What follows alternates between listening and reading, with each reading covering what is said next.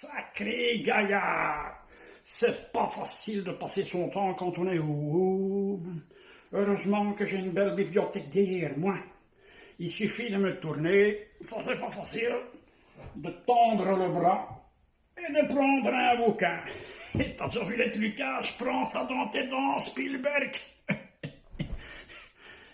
Mais tu te rappelles le jeu de la vérité? Tu te rappelles l'émission il y a des années avec Patrick Sabatier? Ah ben c'est ce qu'on a fait hier. On a joué ça avec mes camarades de chambre et moi-même.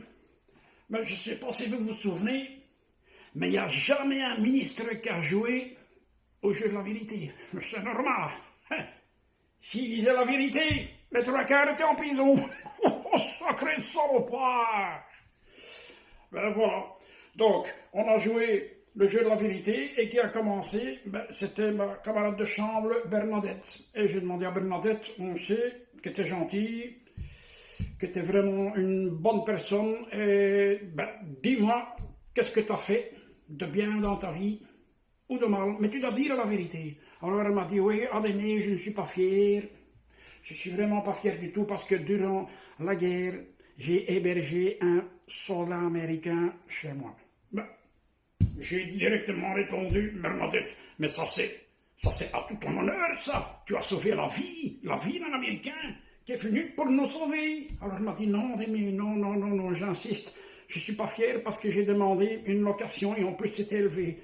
Bon, là j'ai dit, écoute, Bernadette, ça va bien, mais bon, t'as quand même sauvé une fille. Elle insiste, non, mais non, je suis vraiment, c'est pas bien ce que j'ai fait, parce qu'actuellement en 2021, j'ai toujours pas dit que la guerre était terminée.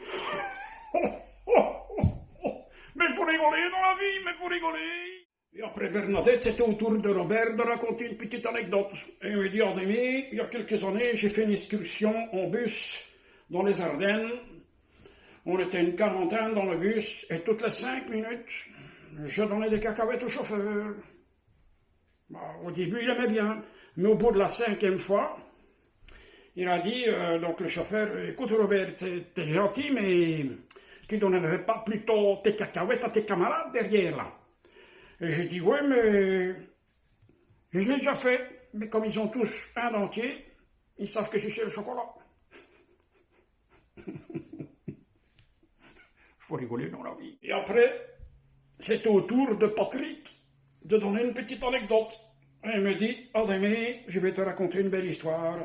Ça fait 50 ans que je suis marié avec mon épouse.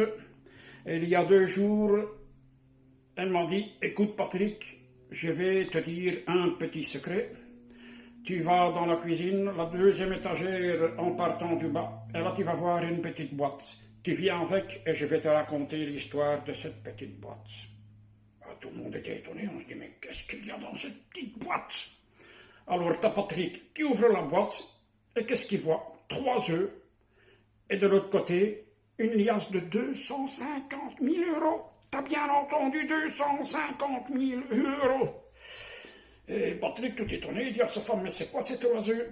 Et sa femme lui répond, écoute Patrick, ça fait 50 ans qu'on est mariés, et chaque fois que tu me faisais l'amour et que j'étais déçu, je mettais un œuf. Oh, Patrick était tout fier. En 50 ans, uniquement 3 fois déçu, mais c'est très bien. Et là-dessus, Patrick demande à sa femme, oui, mais c'est quoi cette liasse de 250 000 €? Et là, elle dit, écoute, chaque fois que j'avais 12 œufs, je les mettais dans une boîte et je les vendais. Et comme tout le monde a parlé, ils se sont retournés vers moi et ils m'ont dit, Adémé, tu dois aussi jouer au jeu de la vérité. Au début, je n'étais pas partant, parce que j'étais pas fier, mais bon, le jeu c'est le jeu, donc j'ai aussi donné une petite anecdote il y a quelques années de ça. Quand j'avais 82 ans, j'ai été chez le pharmacien et je lui ai demandé des petites pilules bleues, petites pilules Viagra. Le pharmacien, tout étonné, me dit ok, quelle marque? Et moi je dis écoute, vous pouvez donner n'importe laquelle, c'est pas important parce que je vais quand même diviser la petite pilule en 4, je vais la couper en 4. Et le pharmacien me dit mais si vous coupez la petite pilule en 4, même en 2, ça va pas tellement faire d'effet. Alors je dis, oh, détrompez-vous, c'est pas pour faire des galepettes. Ça fait déjà longtemps que je fais plus tout ça. Ce qu'il y a, je vais vous expliquer. La petite pilule, je la coupe en 4 pour juste avoir un petit peu de raideur que quand je fais pipi, que je ne fasse pas sur mes pantoufles. Mais vous rigolez dans la vie.